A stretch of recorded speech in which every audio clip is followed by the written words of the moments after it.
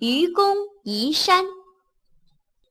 相传，很久很久以前，北方住着一位年近90岁的老人，他的名字叫愚公。愚公的家门口有2座大山，一座是太行山，一座是王屋山。它们阻挡了南北交通，人们需要绕很远的路才能到达南方的豫州和汉水两地。于是，愚公召集全家人开会，决定搬走这2座大山。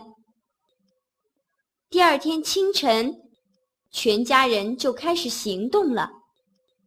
他们把一堆堆的泥土和石块挑到渤海边，1年才来往1次。邻居知道了这件事，都过来帮忙。只有一个叫智叟的老人不以为然。他来劝愚公，说他不自量力。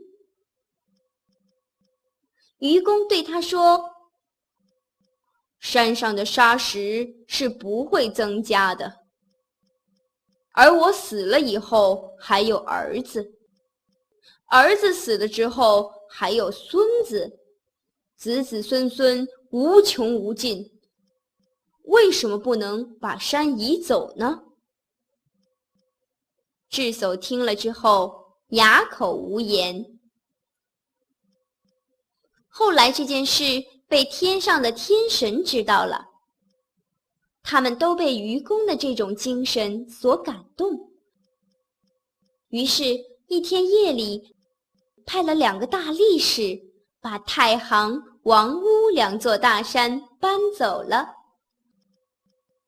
从此之后，南北道路畅通无阻，再也没有高山的阻挡了。小朋友们，在我们的生活中，在学习和成长的过程中，这样或那样的困难，就像太行、王屋2座大山一样。